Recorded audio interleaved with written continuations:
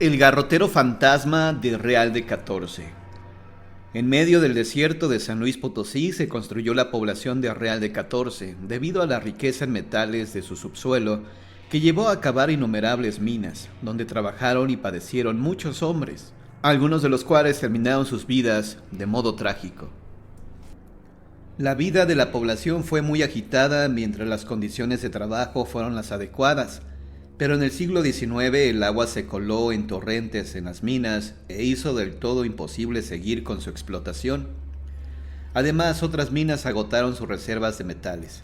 Debido a todo ello, muchos pobladores empezaron a emigrar, al grado de que actualmente Real de 14 está casi abandonada. Pero subsisten algunas leyendas entre los pocos habitantes que aún quedan y gustan de contarlas a la luz de las fogatas y las estrellas. El más viejo de los colonos empuña su puro, muerde la punta y le escupe antes de encenderlo con una tea. Lanza humo y se acomoda en su banquito de madera para comenzar su relato. Los pocos turistas estamos atentos de sus labios resecos y casi al unísono encendemos las grabadoras para captar sus palabras.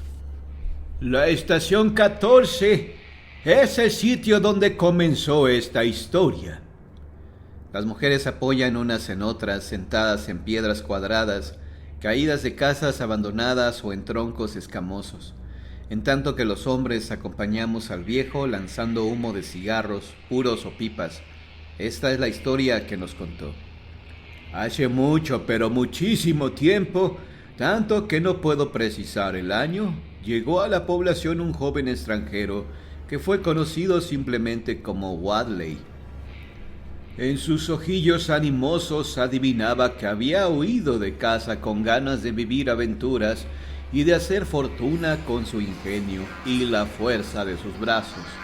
El abuelo nos contaba que era común que entre los trabajadores de las diversas áreas se hablaran por señas, pues venía gente de muchas partes del mundo atraída por el brillo de metales valiosos, y por tanto, aquí también se hablaban diversos idiomas, pero muchos de los que llegaban se encontraban con la triste realidad de que la fortuna solo era para los dueños de la tierra.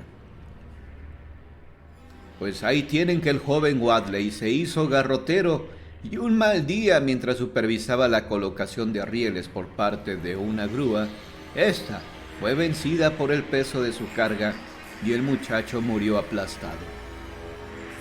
Hubo murmullos de sorpresa, incluso entre quienes ya conocían la historia.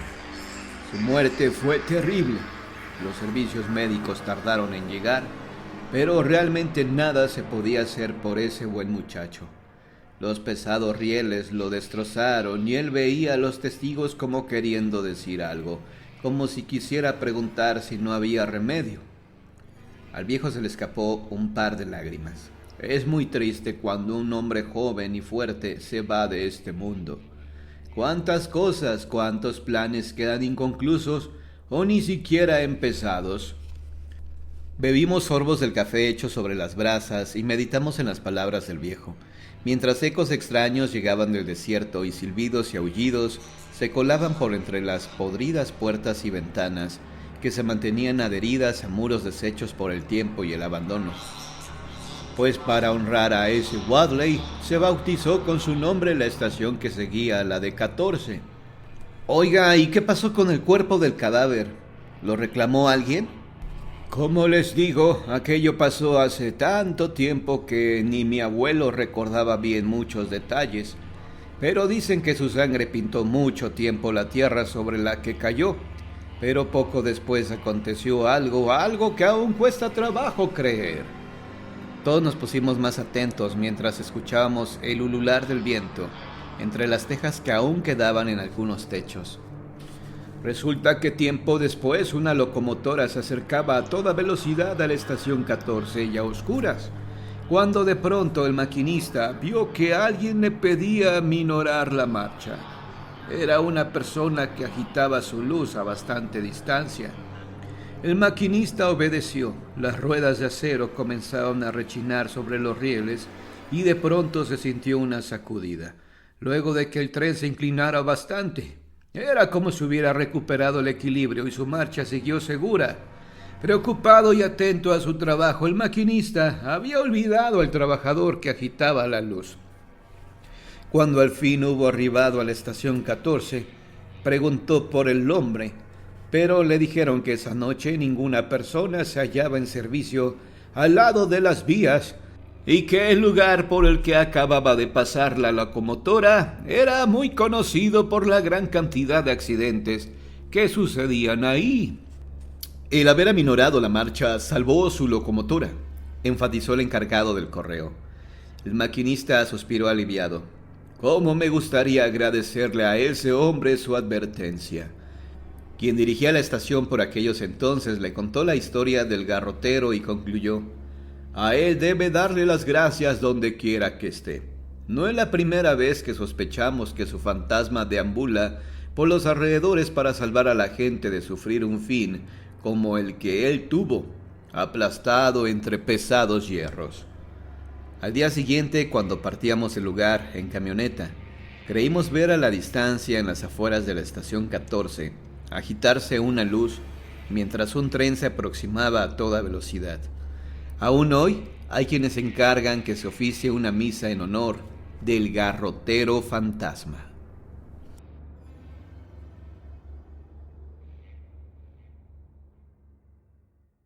Leyenda de Durango, el hombre sin cabeza. Este episodio se refiere a un trabajador del sistema ferroviario en la época de los años 50. El episodio pasó en las vías férreas que pasan por el poblado de Nazareno, Durango. En ese tiempo, el ferrocarrilero vivía en un carro vagón del ferrocarril en dicho lugar. Su trabajo consistía en hacer los cambios de vía del ferrocarril central mexicano que pasa por Nazareno. Se cuenta que un día asistió a una boda. En esa época la costumbre era que las parejas se casaban por la mañana. Todo el día era de fiesta. La música iniciaba desde temprano y la totalidad de los habitantes del ejido asistían a la boda. Todos se veían como familia. Los contrayentes ofrecían desayuno, comida y cena. También se alegraban con sotol, otros con mezcal, alcohol con canela y pocos con cerveza que consumían durante el desarrollo del festejo. Ese memorable día, el ferrocarrilero desde el mediodía empezó a beber las aguas espirituosas de las verdes matas. Comió, tomó y anduvo bailando toda la tarde. Luego cenó, siguió bailando parte de la noche y ya beodo recordó que tenía que hacer el cambio de vía de las 11 de la noche. Así, bien borracho, se fue a cumplir con su trabajo. Hizo el cambio de vía y se recostó pensando. Descanso un rato mientras pasa el tren. Luego vuelvo a hacer el cambio de vía para que el tren que pase a las 6 de la mañana y me voy a continuar disfrutando de la fiesta sin ningún pendiente de trabajo. Pero para su mala suerte, se quedó profundamente dormido con la cabeza recostada sobre el riel que le servía de almohada. El ferrocarril pasó a su hora y ni el ruido y movimiento de los rieles lo despertaron. El tren le cortó la cabeza. La música de la fiesta seguía escuchándose, la gente seguía divirtiéndose, mientras el cuerpo del ferrocarrilero yacía sin vida, tirado bajo las vías y su cabeza entre los durmientes. Hasta la media mañana del día siguiente, la gente se enteró de lo sucedido. El comisario ejidal avisó a las autoridades de Lerdo para que se llevaran el cuerpo decapitado del desafortunado trabajador de los ferrocarriles y se lo entregaran a sus familiares para que le dieran cristiana sepultura. El fantasma del ferrocarrilero se aparece caminando por la vía. Esta alma en pena se aparece ya muy noche y es aterrador porque es el puro cuerpo sin cabeza. Camina y camina por las noches y en su mano derecha lleva colgando la cabeza y sus ojos brillan cuando se encuentra con gente viva. Los que se han topado con esta aparición corren o se desmayan del susto.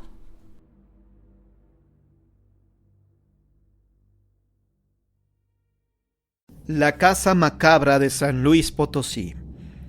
De alguna manera debo empezar y principiaré narrando lo que se dice que dicen que dijeron, y que por díceres se sabe de generación en generación, lo que se cuenta de esta otrora tenebrosa casa macabra, lugar que hoy ocupa una sucursal del Banco Nacional de México en esta ciudad de San Luis Potosí. Me recordó esta leyenda el hecho de que un amigo que trabajaba en las oficinas de dicho banco me hizo el siguiente comentario. Figúrate que cuando estoy contando dinero en morralla, siento como si se me cayeran algunas monedas. Las busco y no las encuentro porque lo cierto es que no se me han caído, pues al contar las monedas encuentro la cantidad completa. Esto me ha ocurrido varias veces, pero lo curioso es que un compañero que también trabajaba aquí me hizo la misma revelación. Yo no le dije que a mí me ocurría lo mismo, para no inquietarlo.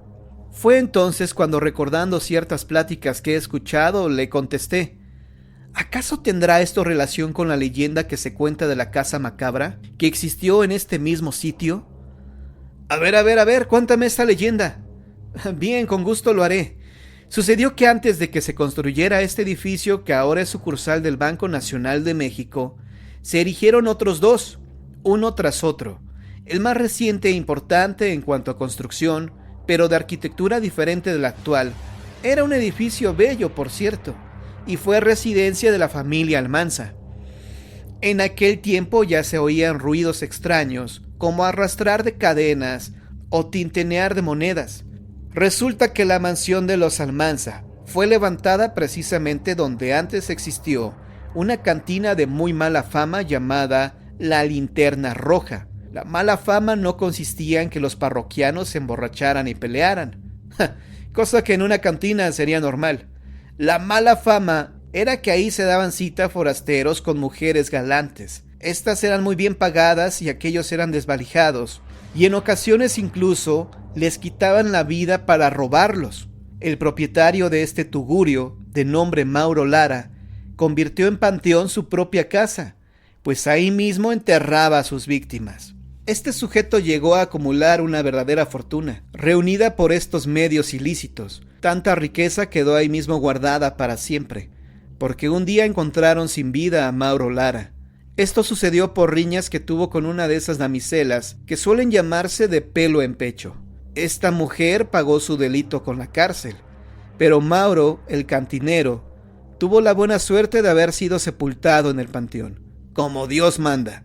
La casa en cuestión quedó abandonada por mucho tiempo, ya que en las ocasiones en que estaba ocupada eran tanto los extraños ruidos y las cosas misteriosas que pasaban, que los que habitaban ahí la desocupaban inmediatamente, porque se oían golpes como de pleito y ruidos como si vaciaran dinero en algún lugar.